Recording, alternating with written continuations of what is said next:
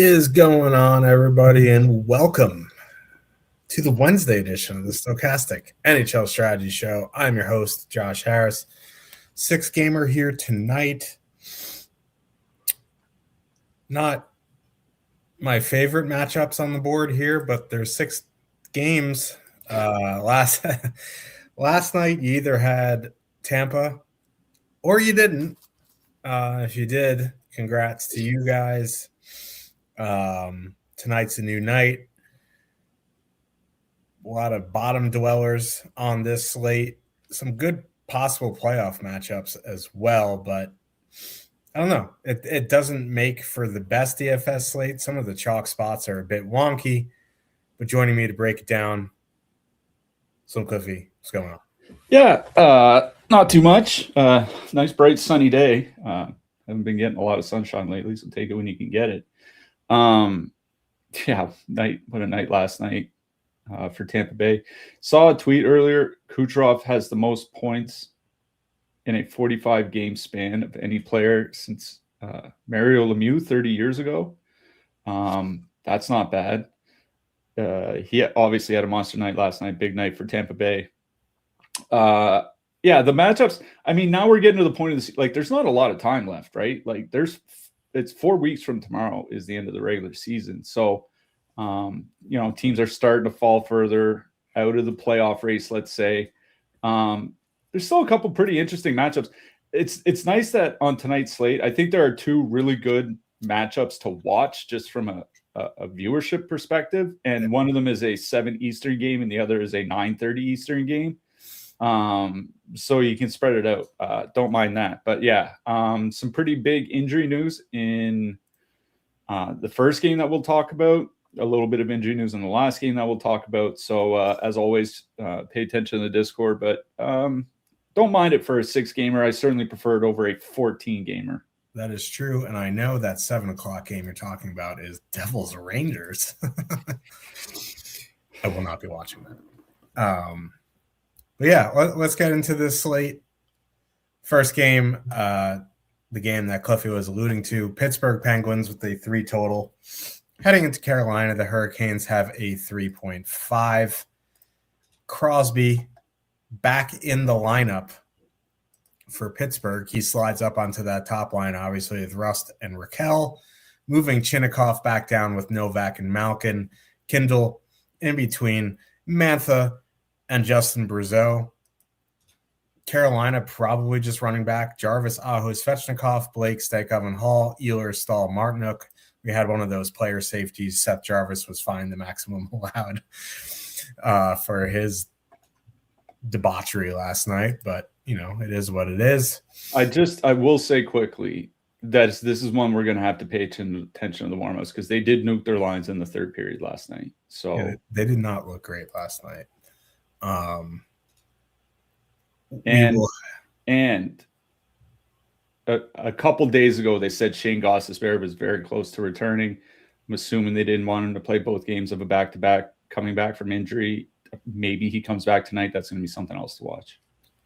Yeah, I would have to agree there. I'll start on the Pittsburgh side now. We'll have to see what the lines look like for Carolina, but as it stands, they've been setting out the Aho line against top comp, and honestly, that line has been their best defensive line, better than the Stahl line. I don't dislike Pitt 1 just because it's a back-to-back, and the Carolina goaltenders, not like October of a few years ago, Antti Ranta bad, but they have been really struggling. And Freddie has not been the Freddie of old. Crosby, Rust, Raquel, 18,700, 9.4% top 2, 5.6% projected ownership. Now, last night I was like, I don't really like Columbus 1 because it's a terrible power play spot. First shot of the game for Columbus, power play goal.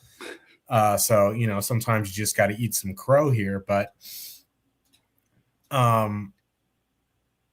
don't mind Pittsburgh 1 here, but I prefer the depth. Now, the Stahl line will see mostly second-line matchups, which is Novak, Chinnikov, and Malkin. And when they've been together, they've been absolute ham sandwiches. I don't know how else to describe them. They've been unbelievably good offensively. The Stahl line below league average defensively this season with Ehlers there. I prefer Pittsburgh 2. They're coming in at 13,700, 2.6% top 2% projected ownership. They're getting a little pricey because Chinnikov was playing like 20 minutes on the top line for a week. So from that standpoint, it's a little bit more expensive than a filler, which is unfortunate. So if you can't fit them in your Colorados or expensive line stacks, I don't mind going to the third line of Kindle, Mantha, Brazeau, just because they're going to see that Stankoven line. Now, at the end of the game last night, it was Stankoven, Blake, and Svechnikov, something like that. And then like Taylor Hall was on the top line and Jarvis was on the third line. It was a big mess. But assuming it's Stankoven, Blake, and Hall, they have been their worst defensive line. So, Kindle, Mantha, Brazeau have been pretty good offensively. So I don't mind Pittsburgh 3 as a filler. Pittsburgh 2 would probably be my favorite line on the Pittsburgh side. It's just a little bit pricey because Chinnikov spent the week up on the top line. So I'd go Pitt 2, Pitt 3, Pitt 1.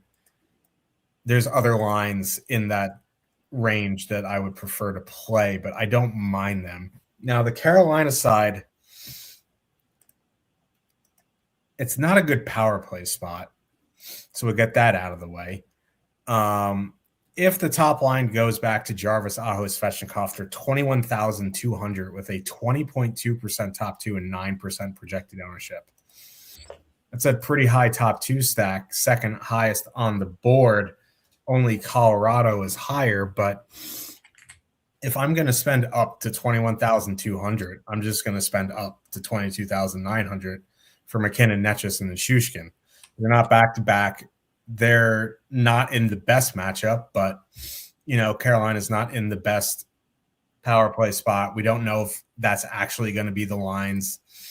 And it's just a lot of cheddar this week for a team on a back-to-back. So I'd probably look down into the depth. It would probably be, for me, either Stankoven, Blake, and Hall, or Stahl, Ehlers, Martinook, assuming they're together unless they completely just bomb their lines. The Novak, Chinnikov, Malkin line, great offensively, not great defensively. So that's why I don't mind the Stahl line as a filler. Same with the Kindle line. With Carolina, you're just going to have to wait and see for warm-ups and hope we get lines, because I have a feeling they'll probably go back to what they were, but you just never know with Rob the Bod. Yeah, it's not like Carolina's on some huge slide or whatever, but they have lost 3 of their last 5 games, so maybe they do decide to change things up. As Josh mentioned, Sebastian Aho, frequently used in the shutdown role of late. From time to time, they still do use Jordan Stahl, but that tends to be against weaker teams from what I've looked at. When they do play stronger teams, and obviously Pittsburgh certainly qualifies as that.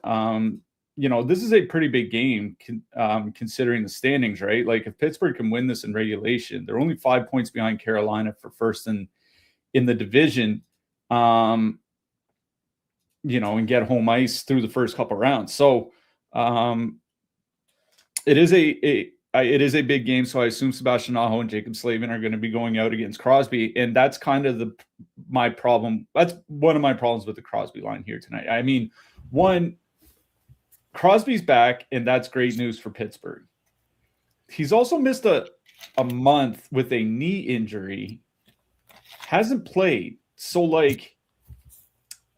as good as he is, and he's still very good even at 39 years old or whatever he is, he hasn't played in a month, and he's getting dropped into a matchup on the road against the division-leading Carolina Hurricanes. It's not like he's coming back and he's at home against St. Louis or but the Rangers or something like that. So that's why I'm kind of not in on Pittsburgh. Also, when I ran Sims, it gave me a fair amount of negative leverage on both Crosby and Raquel. Like, Crosby at 8K is very expensive.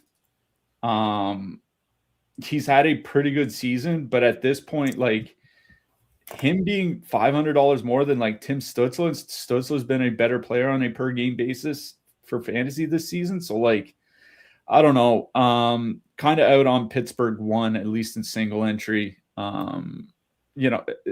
I think they're fine, but the thing is like there are a handful of lines in that 18 to 20K range, and a few of them and a couple of them, namely from Ottawa, are both also very low owned. So like if I want a low owned line in the, that's between like 18 and 20K, there are options. And if you don't care about low ownership, there's Dallas right there. And then, St. Louis we'll get to in a second is a little bit cheaper. So no real interest in Pittsburgh 1. Honestly, my interest is probably in Pittsburgh 2. Like, they were an absolute buzzsaw when they got put together. Chinnikov, Novak, and Malkin. 185 minutes, 66 shot attempts, 4.6 expected goals, 4.3 actual goals per 60 minutes. Like, that's just unreal work at 5-on-5. I don't imagine they're going to see very much of the Jacob Slavin matchup. And it's Freddie Anderson starting, right? I don't know if anybody's looked at Freddie Anderson's numbers, but 873 save percentage with a goals against average over 3.1 this season. That's horrific, especially on a team like Carolina. So I really don't mind Pittsburgh 2. They are expensive at $13,700, but they have been exceptionally good. And if you do want to play one of the expensive defensemen, they fit in with your New Jerseys or your Rangers or your St. Louis or something like that, so that you can get in Makar, Chychrun, or whatever. So I really do like Pittsburgh 2. I think Pittsburgh 3 is perfectly playable just because they have been good offensively this season. What I will say is that I think it's basically only if you're playing Colorado here tonight, because Colorado, obviously, there's incredibly expensive at $22,900. So if you need like a 10K-ish line because you are playing Colorado, I think Pitt 3 is one of them. But for me, it's Pittsburgh 2. On the Carolina side, like, we'll have to see when warmups hit. I kind of agree that I think they're going to go back to what they had been using, but they might break it up even earlier than the third period if things don't go their way, right? Like, if it's 1-0 Pittsburgh late in the first period, you might see new lines by the second period, and that's a big problem. At 21,200, you're not really getting much of a discount on Carolina 1. It's not a good power play matchup for them. The Penguins' goals against per minute on the penalty kill over their last 25 games is 2.9. No other team is below 5. Like, their penalty kill has been insane. And it's not just the last, 25 games. If you look over the last 45 games, going back to Thanksgiving, 4.5 goals against per minute, almost a full goal less, or per 60 minutes, almost a full goal less than the next closest team. So this is a bad power play match for Carolina. A bad power play matchup, 21,200. If I'm paying 21,200 for Carolina, I'll just pay up the extra 1,700 and go play Colorado. Like, that's just kind of the way that I look at it. So I'm out on Carolina 1. I would probably play Carolina 2 or 3. Again, we'll have to see what the lines look like when warmups hit. But if you are playing Colorado, I think it's Carolina 3, but Carolina 2, Hall, Stankoven, and Blake at an even 12K. Again, running Sims before the show started. The only Carolina skater, the only Carolina forward, with positive leverage that it spit back at me was Jackson Blake. So while it's not super high on the entire line, it does seem the Sims are highest, at least on Carolina 2. They have been very good since Jacob Slavin came back. They're at 3.7 expected goals, only 2.8 actual. It's about par for the course for Carolina and their low shooting percentage. Jackson Blake, 26 shots in his last 10 games. He's got 7 points in that span. They've been good. So for me, I think it's both second lines in this game. Both third lines are playable if you're going to Colorado, but I think it's the second lines that I prefer, and I'm probably out on both top lines. New Jersey Devils with a 3.1 total heading into Madison Square Garden, where the Rangers don't win. The Rangers have a 3 total. Devils going Hischier, Meyer, Mercer, Hughes, Brown, Glass, Grietzuk, Lenny Ham. Rangers, Zibanejad, Lafreniere, Perreault, Trocheck, Miller, Cooley. On the Devils side, both, well, I mean, the Nico Hischier line's coming in with some negative leverage, 9.2% top two, 12.7% projected ownership.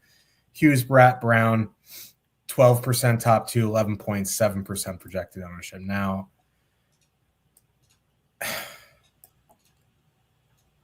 I'd probably lean towards the Jack Hughes line for a couple reasons. One, the Nico Hischier. Well, actually, like I wonder if Fox goes out against Hughes. I'd imagine. Yeah. So, one, the Hughes line, not great offensively. They are fully correlated, though, and they're going to see the Zibanejad line for the most part. Rangers don't really hard match, but they'll see a fair bit of Zibanejad, and, you know, that line together has, considering this team, like they've been fine defensively, but 2.7 expected goals against per 60, 1.6 actual because they have Igor behind them. They are fully correlated, though, and I think that's the one thing that I would prefer to play, because Dougie Hamilton mercifully is still running the power play. Like, honestly, I'm not super high on the Devils. It would be the Hughes line at 17-2, but again, like they've just been really bad at 5-on-5. The saving grace is that they're fully correlated. If you do want to go to Hischier, Mercer, Meyer, they have been pretty good at 5-on-5. They'll see, you know, the Trocheck line for a decent bit. I think the important thing is it's going to be without Fox on the ice. It is still Igor behind him, but negative leverage on a Nico Hischier line. Like, I don't want to play negatively leveraged road Devils. Like 13% on a 6-game slate at 15-1. You know, there's other lines that were like cheaper that I'd rather play than that. I guess they're fine. I just don't love the Devils here. Like, if the Hughes line was actually good at 5-on-5, I'd be more into that. But like, they've just been pretty bad. And, you know, the Rangers still have Igor. They still have the Fox pairing. Like, Fox, Gavrikov. You can say what you want about the Rangers team and how awful they are. Fox and Gavrikov have been one of the best pairs defensively this season. So I guess by default, it would be the Nico Hischier line. But like, negatively leveraged Nico Hischier line on a 6-game slate, I'm not super interested in. The Rangers side, like I see that the Trocheck line has a higher top two than the Zibanejad line. They have higher ownership, and it doesn't really make sense. Like, JT Miller in his 2 games since he came back has been awful.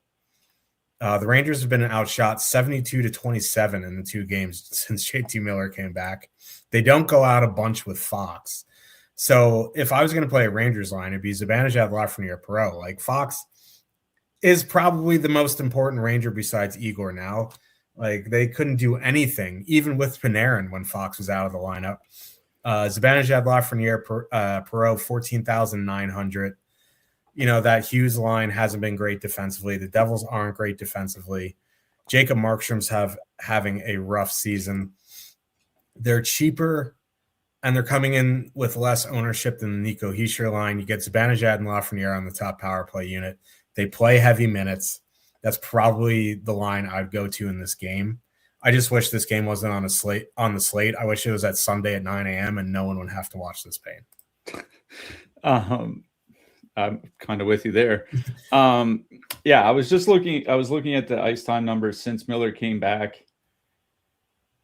Adam Fox plays like, I mean, between the Zibanejad line and the Miller line, he plays like 40 to 50% of those lines ice times. It's just because they're on so much, right? Like, I suspect he'll go out most of the time against Jack Hughes and company. Which forward line is going to be on the ice with him? Like you said, they don't really hard match, so like I'm not really super concerned about that. It's just you know, what happens when Adam Fox is off the ice, right? Because it's actually kind of wild how the Rangers have done at home this season, but just generally speaking, Adam Fox, when when Adam Fox and Gavrikov are off the ice, the expected goals against goes up something like 30%. It's quite a lot. I don't think that's like a big shock to anyone, but for that reason, like I'm kind of out on Hughes, Bratt, and Brown, and Hischier, Meyer, and Mercer. Like I'm not a big fan of their line. It's one of those things like they've been good by creating expected goals, but not actual goals. They're kind of like the Carolina Hurricanes in that sense. Bless you. Jeez. So far this season, thank you. They're at 3.2 expected goals, only 1.7 actual. It's not great. They're also fairly cheap at 15,100, right? And there are a couple defensemen you might want to play tonight. So if you're looking for a couple, mid-price lines in that like 14 to 17K range, I think this is the one I would probably play out of the 4 top 2 lines in this matchup. Hischier will get quite a bit of ice time. The other guys will get less, but we know, Timo Meier, even without top power play time, it's not like he's shy of shooting the puck. He's at, 18 shots in his last 5 games. Now he only has 1 goal. At least he's shooting the puck. I suspect they'll avoid Adam Fox quite a bit. When I ran the Sims, 4 positively leveraged New Jersey Devils skaters, and 3 of them were Meyer, Hischier, and Mercer. I hate the idea of playing negatively leveraged Dawson Mercer. It's like playing negatively leveraged Cole Sillinger. It grates at my soul. But I think the fact that they're not going to see much of the Adam Fox pair is what leads me in that direction. I'm not getting much of the power play kind of sucks. I think he can just play New Jersey 1 plus Dougie, and that's fine. If you want to play New Jersey 1, add in Jack Hughes, that's okay. Like Hughes does have the second highest projection of any player on this slate here tonight, so you might want to throw him in with the top line. But for me, it's New Jersey 1. New Jersey 3 is honestly kind of interesting, just from the perspective that they're super cheap, and they're another one of those lines I would put in with Colorado. Glass, Gritsuk, and Haminaho, 74 shot attempts, 2.9 expected goals, 3.9 actual goals per 60 minutes. Gritsuk has 6 points in his last 10 games. It's not like elite or anything, but that's like pretty close to a 50-point pace over a full season for a guy playing on the third line. And he has 20. He's over 2 shots per game in that span. So like him and Glass as a 2-man or something, if you want to put them in with your Colorado stacks, I think that's perfectly fine here. But it is New Jersey 1 on the Hischier line. On the Rangers side, like I'm kind of with you. I'm not super excited about slamming in. Like, you know how you feel about playing negatively leveraged Hischier, Meyer, Mercer? That's how I feel about playing negatively leveraged Vincent Trocheck, JT Miller. I don't want to play that line. So, like, just the way that Zibanejad, Lafreniere, and Perreault have been playing together, right? Only 90 minutes together, but at least they're at 2.7 expected goals. Obviously, they've been scoring. You get 2 guys on the top power play unit. They're getting a pile of minutes. Like Perreault's still around 18 minutes a game, even without top power play time. And then, Lafreniere, high teens, low 20s. Zibanejad, more than that. Like they get a ton of ice time. If I'm playing one of the Rangers lines, it is Zibanejad, Lafreniere, Perreault, just because they have been able to create offensively. They're coming in with a little bit less ownership than the Trocheck Miller line. So less ownership for what I think is the better offensive line. It is the Zibanejad line, but I think it's the Hischier line I like best in this game. And so I would go New Jersey 1, Rangers 1, New Jersey 3, and only New Jersey 3 if you need them for your Colorado stacks. Yeah, this game blows. These are the 2 worst teams in the Eastern Conference. Ottawa Senators with a 3.1 total. Heading into Washington, the Caps have a 2.9. Ottawa going Stützle, Batherson, Giroux, Cousins, Kachuk, Grieg, Pinto, Amadio, Cousins. Capitals going Strome, Ovechkin, Beauvillier, LaPierre, Wilson, Protas for reasons, and then Dubois, Leonard, McMichael. Cole Hudson making his NHL debut. That is Lane's younger brother. Went to the same school. Cole got picked 20 draft spots ahead of Lane in his draft, but Lane put up the better college numbers. They're very similar. They're both better than their older brother, Quinn. I don't know what to expect. He'll be on power play too. But yeah. What I will say is that I've looked at some prospects. I mean, prospect people differ all the time. Cole might be the next Lane Hudson. Like, honestly, I'm not just kind of saying that. Like, I don't think this is a Luke Hughes, Quinn Hughes situation, right? I think it would be closer to like a Brady and Matt Tkachuk situation. Yeah. Yeah. I mean, he did have a great career at Boston University. Lane had a better one, but, you know, whatever. You can argue about that at Thanksgiving. Interestingly enough, no one's playing Ottawa here. I am confusion. It's a really good power play spot. I know it's Logan Thompson, but like we just talked about stacking negatively leveraged Devils against Igor Shesterkin. And, you know, all these Ottawa lines have positive leverage.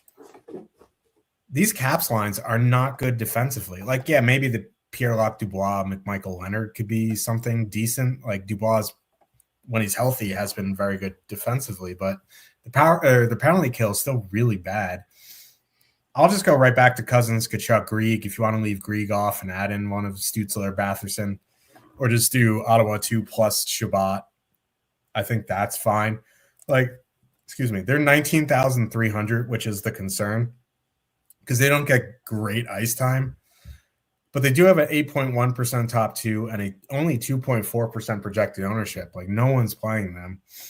The Stützle, Batherson, Giroux line, 18,200, 5.1% top two, 1.2% projected ownership. So, like, even if you don't do some sort of power play stack, you're not going to get anyone over like 5%.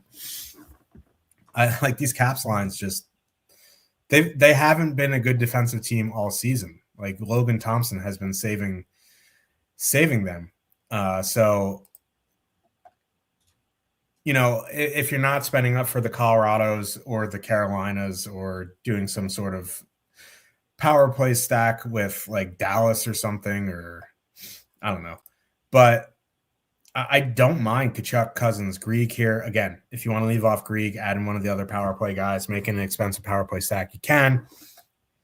I think Ottawa 3 as a filler is completely fine. I know Pinto is really expensive at 5,500, but that line has been great, even with Nick Cousins there. Like, obviously finishing is an issue, but what third line doesn't have those problems?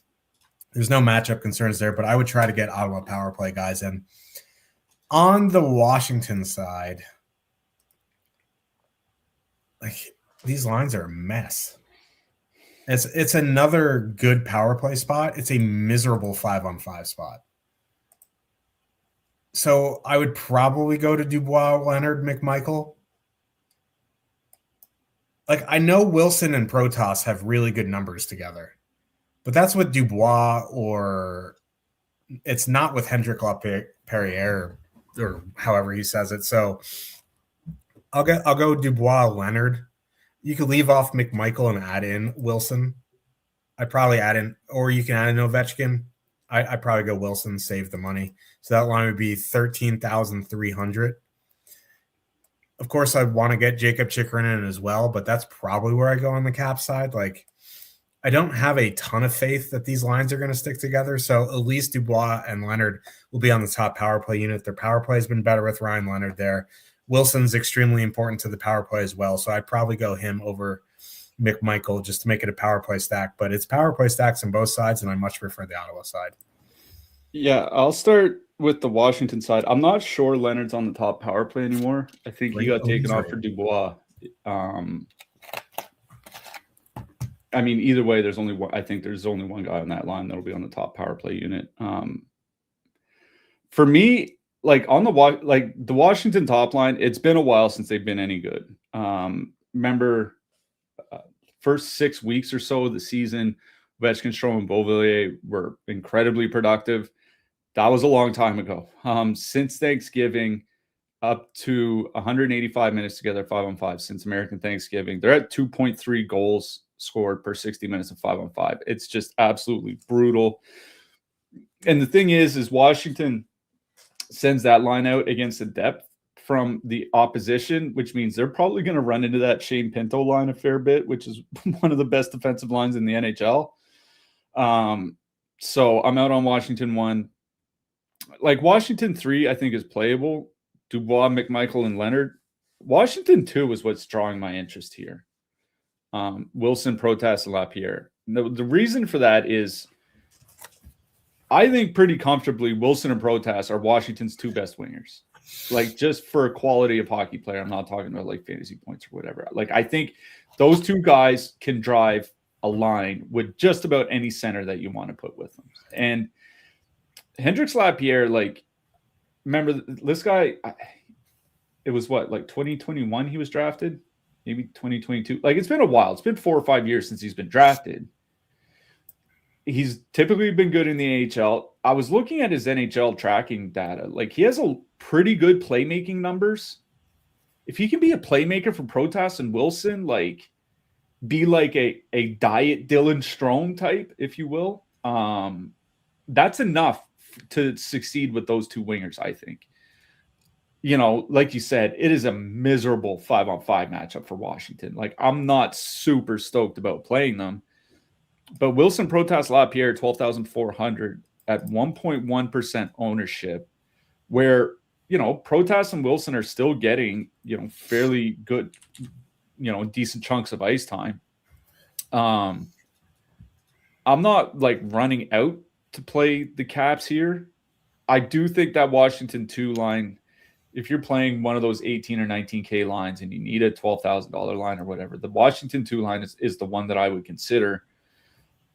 On the Ottawa side, funny, this is really wild stuff. I was going line by line to see how Ottawa's lines have performed this year without Jake Sanderson on the ice. Every single regularly used Ottawa line has been much better offensively without Jake Sanderson. I mean, much better. Like I'm talking like goal scoring has doubled for most of their lines when he's not on the ice. I want to say it's small sample noise. It's something I would say if it was just one of the lines or maybe 2 lines. But when every Ottawa line sees their goal scoring go up 50 to 100% without Jake Sanderson on the ice, I'm wondering if there's not something with the way that Jake Sanderson is playing this year. He's a great defenseman. Don't get me wrong. He is an excellent defenseman. Maybe he's just not excellent offensively yet, like something like a Jacob Slavin type. You know what I mean? Like the Ottawa top line without Sanderson, 3.5 goals per 60. The Ottawa second line without Sanderson, 3.8 goals per 60. The third line's at 3.6. Like that's just insanity. So I really do like Ottawa here. It's the price, right? Like I think that's why you're seeing low ownership, because these guys most likely no forward, unless there's an injury or maybe Stutzla get there, but most likely no forward is going to reach 20 minutes. And this might be a game where no forward reaches 19 minutes for Washington. And these guys are 18 to 20K as a trio, both of them. So I kind of get it in that sense. But, you know, that second line, 73 shot attempts, 3.4 expected goals, 3.8 actual. Without Sanderson on the ice, Tkachuk 9 points in his last 9 games, averaging over 3.5 shots per game in that span. We know Dylan Cousins has been really successful on the power play. You mentioned the power play spot for Ottawa. Washington's last 25 games, they have the 3rd highest rate of times shorthanded per game in the NHL. Going back to Thanksgiving, it's the 5th highest rate. And it's not as if the penalty kill itself has been that great. Again, over their last 25 games, that Washington penalty kill is kind of like, it's just inside the top 10, but it's not in like anywhere as close to like the Pittsburgh, Chicago Islanders tier. It's they're well below that. So this is a pretty good power play spot. I do like Ottawa too. You want to take off Grieg and put in someone like Batherson or whatever, make it a little bit more expensive. I think that's fine.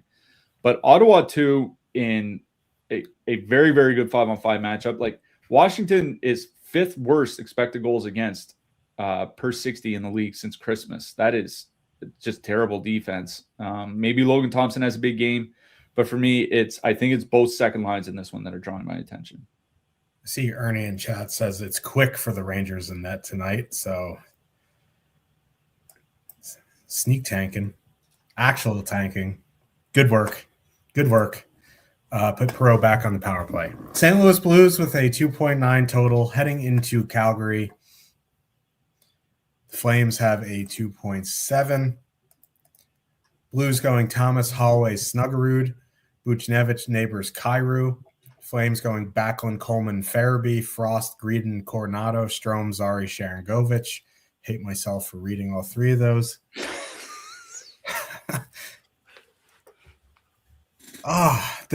All three of those lines have wild negative leverage for Calgary.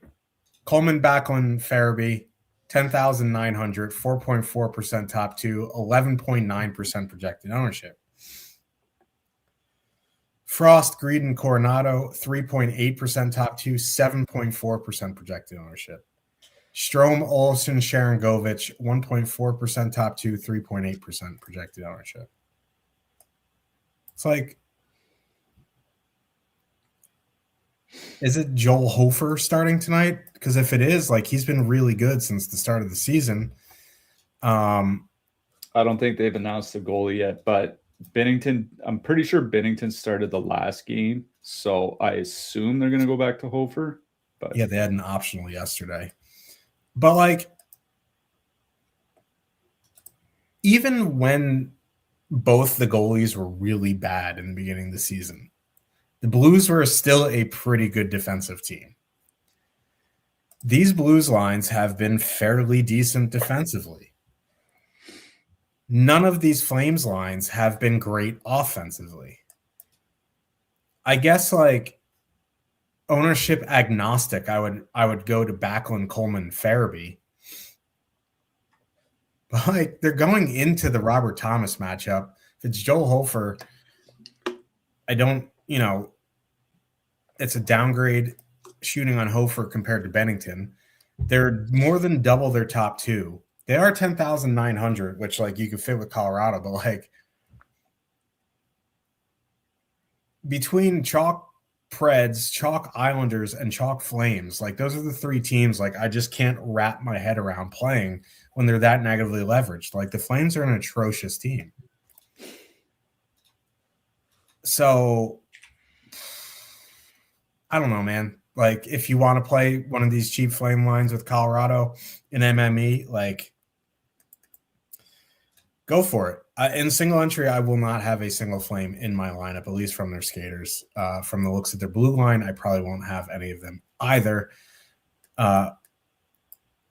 It's just too much negative leverage for me. The blue side is a little bit more interesting. Now, the top line has a fair bit of ownership. Thomas, Holloway, Snuggerud, 16,900, 14.2% projected top two, 16.2% projected ownership. They have been good in 88 minutes. 2.8 expected goals, 6.8 actual. It's like their shooting percentage is really high. It's just a lot for a Blues line, especially when you can get Buchnevich, Neighbors, Kyrou for $2,700 cheaper. They've been better offensively from a creation standpoint in a bigger sample, in a better 5-on-5 matchup. I don't really care about the power play correlation, even if the Flames penalty kill is bad, because, like, okay, so, like, the Blues top unit has been better with Broberg, but, like, it's still not great. And you still get Buchnevich on the top unit. You get Neighbors and Kyrou on the second unit. I'd probably go to St. Louis too, just because they're only getting 2.8% projected compared to 16.2 on the top line. So it would be St. Louis too for me. You want to go to the top line, that's fine. There's plenty of ways to get different, but I would rather go to St. Louis too. Calgary, I'd rather play negatively leveraged JT Miller. I'm not going to say anything that crazy. Yeah, for me, it's Calgary 1, Coleman, Backlund, Farabee. At the very least, Coleman and Farabee in their 90 minutes together, 69 shot attempts, 3.3 expected goals, 3.4 actual. This is one of the few Calgary duos that has actually been able to score this year. And like you said, that line's 10,900, so you can put them in with Colorado if you need to. They're going to get decent minutes, not a lot, 16 to 18 minutes, but you don't need a lot more than that for a line that cheap. Also, when I ran Sims, God help me, the second and third most highly positively leveraged players were Blake Coleman and Michael Backlund. And then Joel Farabee was like the seventh most positively leveraged forward. Farabee, and then Coleman and Backlund. So like Sims coming in very much overweight on Calgary 1, which is fine if you're playing Colorado. If you're playing anything else, I don't really know why. So if anything from the Calgary side, it's that Calgary top line. If I'm not playing the top line, I'm in a single entry, I'm probably not playing anything else. The St. Louis side, I think, is pretty interesting here. Again, when I ran Sims, the most positively leveraged guy on the entire slate was Dylan Holloway. 45% exposure against 26% player exposure in the pool from my top 300 lineups. So Dylan Holloway, number 1. Jimmy Snuggerud, number 7 amongst forwards. So seems like the Sims like the top line as well. In a nutshell, if all things were equal, I would rather play St. Louis too. Here's the problem.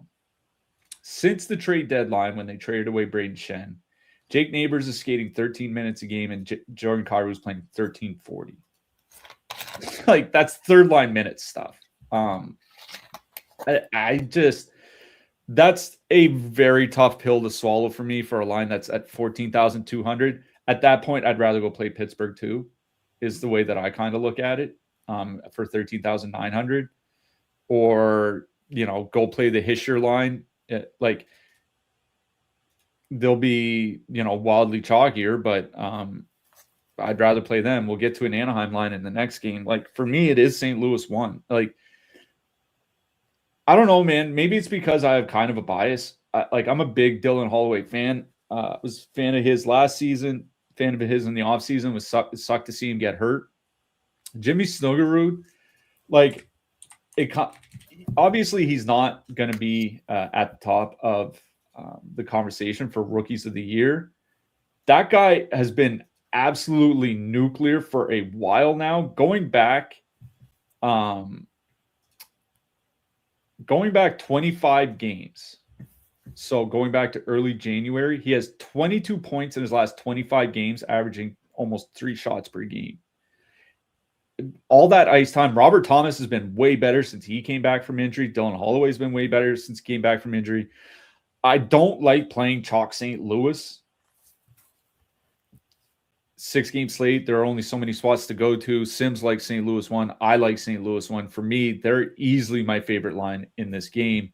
I think St. Louis 2 is fine, but like I said, I just think there are others in that price range. Pittsburgh 2, Anaheim 1 we'll get to, New Jersey, Philadelphia top line even. Like, I just think there are other spots to go to. So for me in this game, it's St. Louis 1, Calgary 1. Way rather play the Blues than anything on the Flames side. Yeah, I mean, if the Rangers-Devils game wasn't on the slate, this is the game that sucks. But, everything sucks. Dallas Stars, the 2.8 total. Heading into Colorado, the Avs have a 3.3. Avs, I don't know if they had skate since we've been on, but no. I haven't seen anything firm yet. Yeah, no lines today. Avs are going McKinnon, Netchus, Nichushkin, Nelson, Kadri, Roy, who got moved off the second line towards the end of the game. Stars going Johnson, Robertson, Bork, Duchesne, Ben, Steele. So Colorado 1, most expensive line in the night, highest top 2 on the night. Valeri Nichushkin revenge narrative. Yes, he played for the Stars, and they treated him like Dmitry Voronkov and Yegor Chinnikov, and now he's flourishing. I don't know if I would use that word, but 22,900, 34.9% top 2, 18.2% projected ownership. It's actually one of the only Nathan MacKinnon lines that actually has been decent defensively, albeit in a small sample. That Johnson line really has not been great defensively. It's not a massive shock. They will be going into Heiskanen and Lindell, though. Whatever. Like, the one time you can say whatever to Heiskanen and Lindell is if it's like McKinnon, McDavid, possibly Celebrini, or Matt Rempe. So, like, they're matchup proof. I do really like Colorado 1 here. It's just a matter if you want to spend 22.9 for them in this matchup. They do have the most positive leverage on the night. There's lines like below 20K that I'm comfortable playing. Again, like, there are a bunch of cheap lines that we mentioned on this show that you can definitely fit in with Colorado fairly comfortably. So, like, from that standpoint, I think Colorado 1's fine. That's probably the only line on Colorado. Like, Duchesne, Ben, and Steele, since Rantanen and Hintz went out, have been really good defensively. It's not really a shock. Like, Duchesne still has some gas left in the tank. Like, Jamie Benn somehow is still playing. Like, Sam Steele has been really good on that line. So it really would be just Colorado 1 for me. I know the second line, if Roy's there, is 15,200, and you still get Nelson and Kadri on the top power play unit. It's not a great power play spot, so I just stay to the top line. It's not like the Avs power play has been anything great this year anyway, so it would be Colorado 1 or bust. It is Scott Wedgwood in net for the Avs. The Dallas top line, 19,400, 17.6% top two, 14% projected ownership. I don't know. Like, that's a lot of ownership going into Colorado in a really bad power play spot. It's a pretty bad 5-on-5 spot too. I mean, like, I don't know, because if Colorado does go 11-7, like they did last game, they'll probably get some good matchups. They're going 12-6. They said they're calling up an AHL guy. Okay. I mean, with Nichushkin on the top line, it's a tougher matchup than if Kadri or Nelson or Lehkonen are there. But still, like, they've been excellent offensively. The thing is, like, at that price for a 10th of the ownership, I could go play Ottawa in a really good power play matchup. The one difference is, these Dallas guys are going to play monster minutes because they don't have a bottom six. Or they do, but the coach is like, eh. So from that standpoint, I'm fine with Dallas 1. I think Dallas 2 is fine as well. They've been really good, but I think it's both top lines in this game. This is an actual better hockey game than a DFS game, I think. Yeah, I'll start on the Colorado side. Like, obviously, they're the top line on the board here tonight, and McKinnon and Nichushkin have been very, very good together this season. 130 minutes with those two on the ice at 5-on-5, 87 shot attempts, 4.6 expected goals, 4.7 actual per 60 minutes. They play huge minutes, is a big one. Like, obviously, Natchez and McKinnon are going to get a ton of ice time, but Nichushkin's last 4 games, 19 minutes, 18 minutes, 23 minutes, nearly 23 minutes. So, like, that's a lot of ice time for a guy that's not even getting top power play time. Kind of speaks to, Colorado's injuries and having to use the top of the lineup and all that. And again, usually I don't like to pay up for expensive spots like this, but on a 6-game slate where they are easily the top line on the board. I mean, it's not like there's a full Edmonton one and a Tampa Bay one or whatever somewhere else on the slate. That's not the case. This is easily the top line on the board. And there are a bunch of lines that we've gone through that I think are fairly playable here tonight. We went over New Jersey 3, Pittsburgh 3, Calgary has like 4 lines that fit with them. You could probably put like the Calgary top 6 with them if you were allowed to put that many slots in. So I really don't mind playing Colorado here tonight. The power play is the is the kind of the crux of this whole thing, because, I think when one of the shows last week, I mentioned that, Colorado's power play when Kadri was there was about league average. And now that's not great, but it's a lot better than what Colorado's power play has generally been this season. And the Dallas penalty kill, like their last 25 games, it's about league average. Now, it was better earlier in the season, but it's been getting worse as the season's gone on by goals against per minute. And in the 5 games with Kadri, Colorado's power play shot rate is up 35% compared to before Kadri got there. They haven't started scoring yet. They're shooting like 8%. It's like, that's insane. But even if they start shooting like 12, 13%, this is going to be a very good power play at the rate that they're shooting the puck. So it makes me a little bit more interested in Colorado. Now, if you do want to make it more of a power play stack, take off Nichushkin, add in Kadri, it does make it a lot more expensive. If you want to take out Natchez and put in Kadri, I think that's even doable. But it's Colorado 1, easily my favorite in this game. If you want to Josh stack the Avs, I think you can drop down and add some guys from the third line. I'm a big turning into a big Parker Kelly guy. He's actually a lot of fun to watch, honestly. So if you want to like 2-man him with Jack Drury and then throw them in with the top line, I think you can do that. But yeah, it's Colorado 1. On the Dallas side, like I don't mind playing Dallas 1 here. But at 14% ownership, like I kind of agree with you. I'd almost rather just go play some sort of Ottawa stack, because they are getting minutes, but it's not like they're getting Colorado 1 type minutes, right? Like there's 20 minutes a game with Bork around 18. Like that's high, but it's not, 23 minutes like Kaprizov gets or whatever in Minnesota. So I think Dallas 1 is very playable here, Dallas 1 is very playable here. Dallas 2 is probably where my interest is at 11,800. You mentioned how good they've been together. That line, 4.3 goals, actual goals per 60, 2.9 goals expected since Thomas Harley came back from his injury. Jamie Benn has 8 points in his last 10 games. He's actually been very productive this year. Matt Duchene, you're right, he has looked great. I think Dallas 2, I prefer here in this particular matchup to use them as a filler. But obviously, Colorado wants the top line on the board. Philadelphia Flyers with a 2.9 total heading into Anaheim. The Ducks have a 3.5. Flyers going Dvorak, Konechny, Bump, Zegras, Tippett, Gurbankin, Cates, Michkov, Barkey. Now, the Ducks practiced yesterday and this morning with Carlson, Kreider, McTavish on the top. McTavish isn't playing. So it's going to be Terry. Yeah. Okay.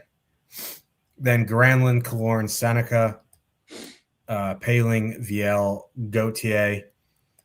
That Schneider for McTavish trade in the offseason is going to hit like crack. On the Flyer side, there's negative leverage on all the lines. The most is on Bump, Dvorak, Konechny. That line's been pretty bad in their 3-4 games together. Like, they just aren't creating anything. They're not finishing. They don't control the play. They're going to see a bunch of Uncle Leo anyway. Or maybe Granlund, actually. They sent Granlund out against Topcomp, don't they? What in the fuck? That line hasn't been great, but it's still better than the Dvorak line. So I'm out on them. I guess the line would be Zegras, Tippett, Gurbankin. You get 2 of the 3 on the top power play unit. It's a good power play spot. Zegras and Tippett have played well together. The negative leverage isn't awful there. 3.4% top 2, 4.9% projected ownership. Like Cates, Barkey, Michkov, just because they're 10,300, I guess is fine. They've been bad. So, one of their beat writers was talking about how they traded Bobby Brink so they could move Michkov back to the right wing, and Michkov's been playing worse since the trade. He's been awful. So it's like, I guess it's by like war of attrition. It's Zegras, Tippett, Gurbankin. So, yeah, on the Ducks side, I mean, it's just the top line here, right? Carlson, Terry, Kreider. I guess Granlund, Killorn, Seneca's playable. I guess, okay, let me backtrack here because they have 3 playable lines. My preferred would be Carlson, Kreider, Terry. It's fully correlated. The Flyers don't have a great penalty kill. It is probably Danny V, and he has been very good this season. But, 14,300 or whatever it is, 14.3. A little bit of negative leverage, 5.2% top 2, 7.8% projected ownership. Like, it's really not that bad for a fully correlated line. The power play units are a bit wild.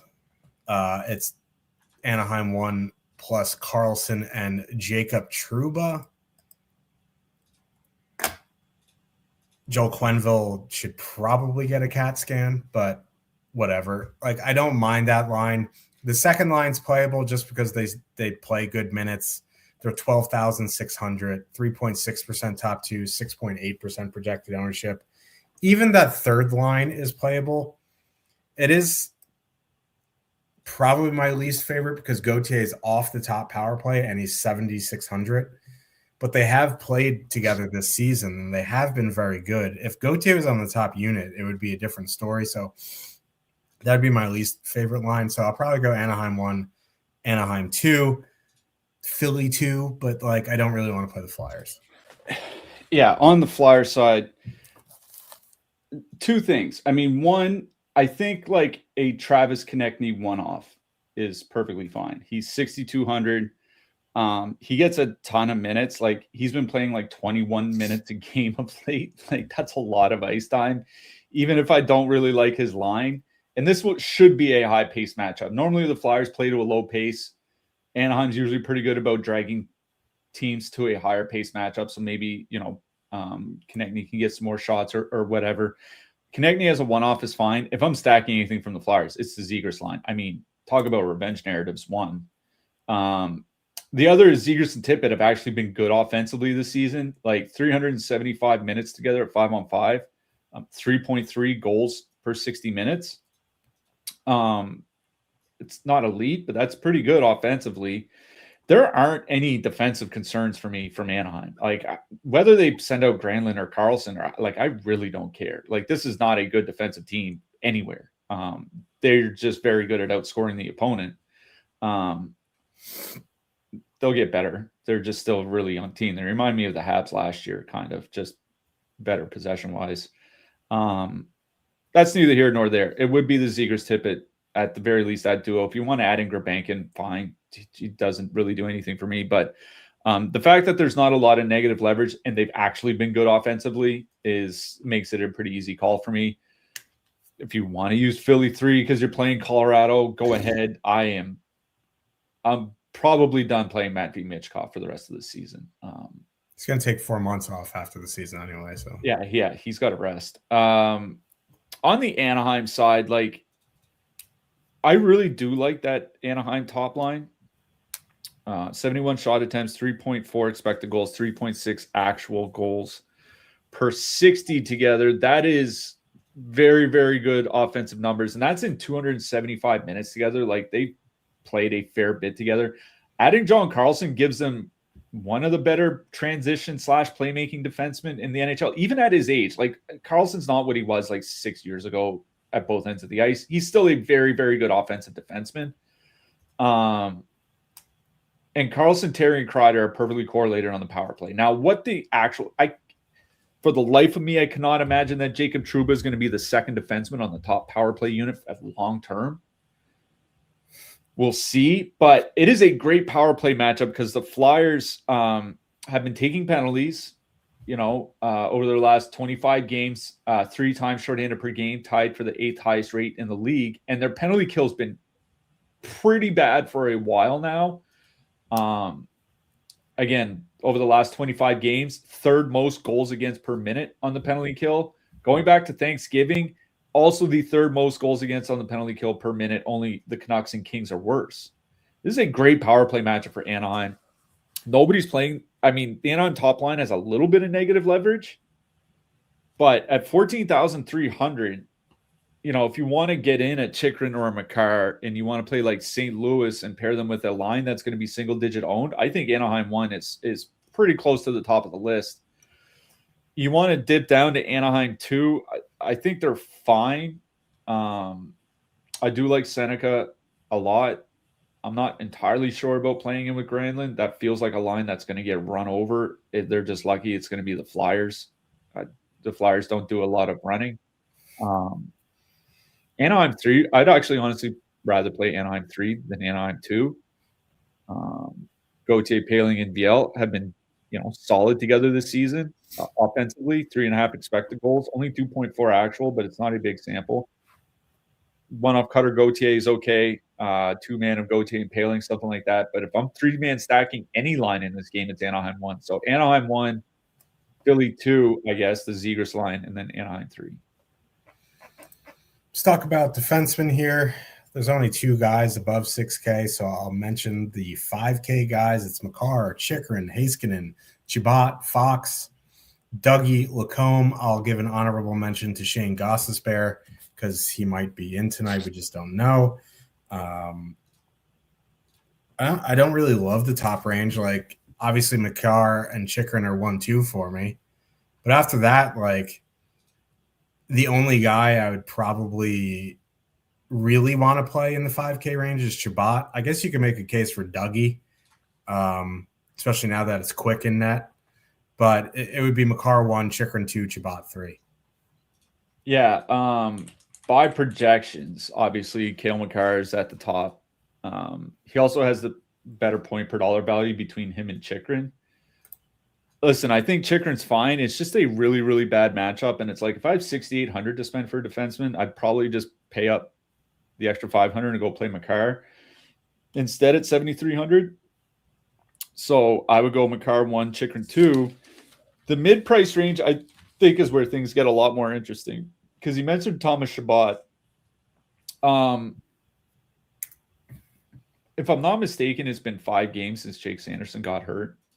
Thomas Chabot in those games, 26 minutes, 24.5, 28.5, 27.5, 28.5. This guy's regularly playing 26 to 28 minutes a game. In a pretty good matchup against Washington, top power play role. Thomas Chabot at 5,500 feels like a pretty good play here. You mentioned Dougie Hamilton, 5,100. I think he's fine against the Rangers. Jackson Lacombe at 5K.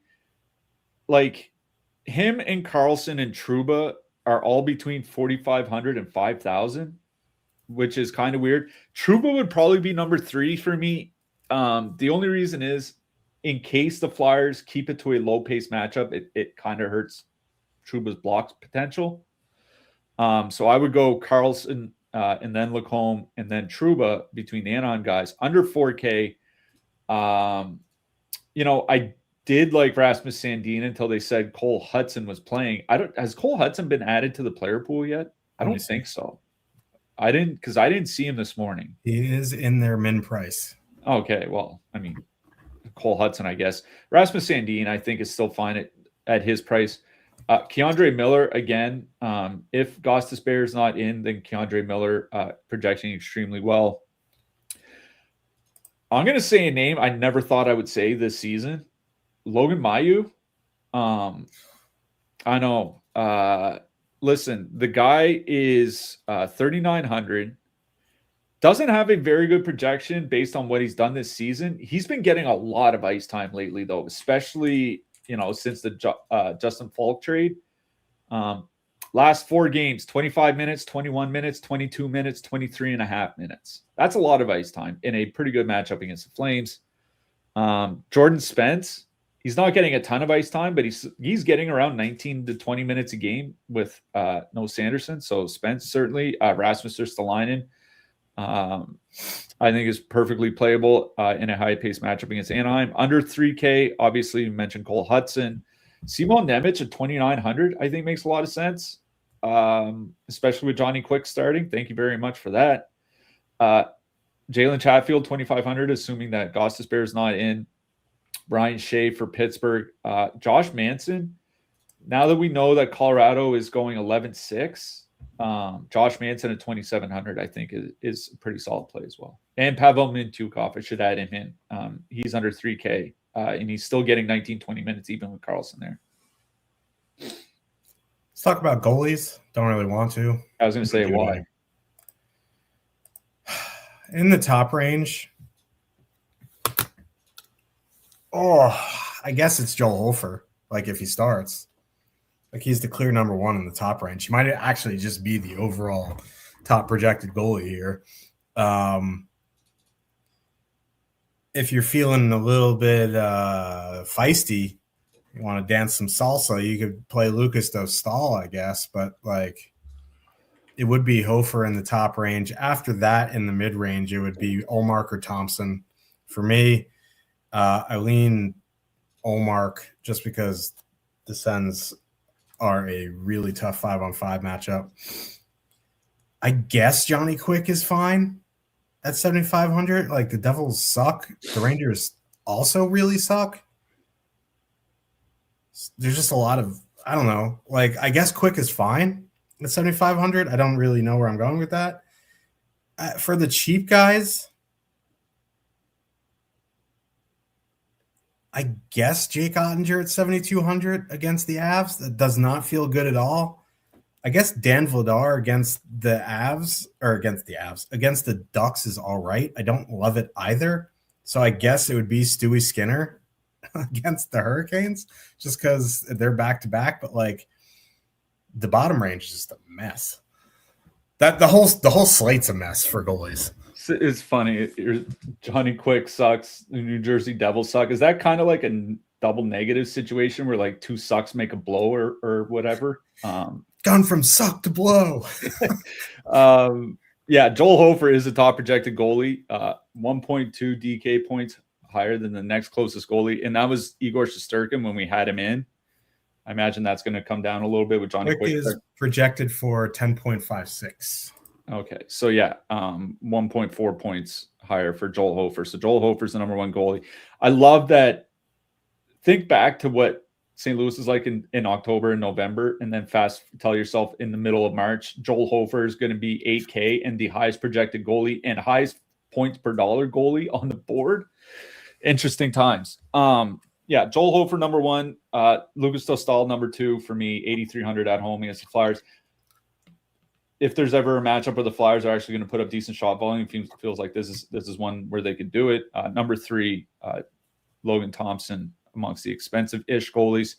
For the cheaper goalies, I mean, I guess Logan Cooley. Imagine him. Devin Cooley at home against the Blues. That's one where I do worry about shot volume, like 3 goals on 22 shots or something like that. That is a concern for me. Dan Vladar is probably the guy.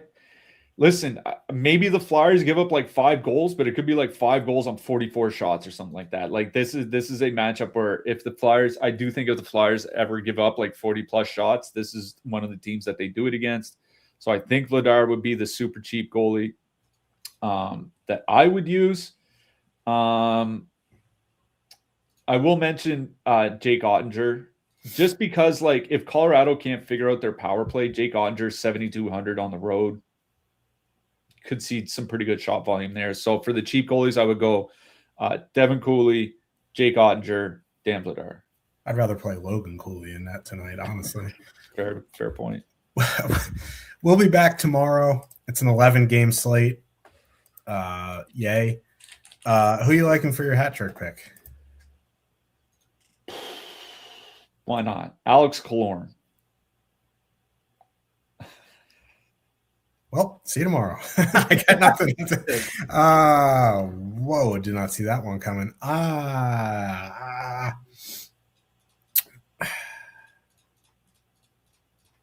Wow.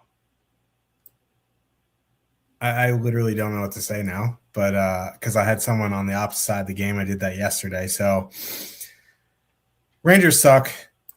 Cliffy hates this guy. I hate this guy. He's going to do it. Dawson Mercer. Yeah, of course. Yeah. What a great night. The Dawson Mercer hat trick. Nothing will send me to bed faster. I take magnesium. That puts me to sleep.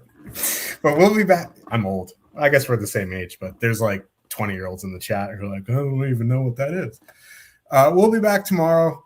Same time, same place. We look forward to seeing you guys. Thank you for the support. We'll see you in the Discord, and I'm looking forward to logging off at 7:41 after Dawson Mercer has a natural hat in the first. Good luck tonight, everyone.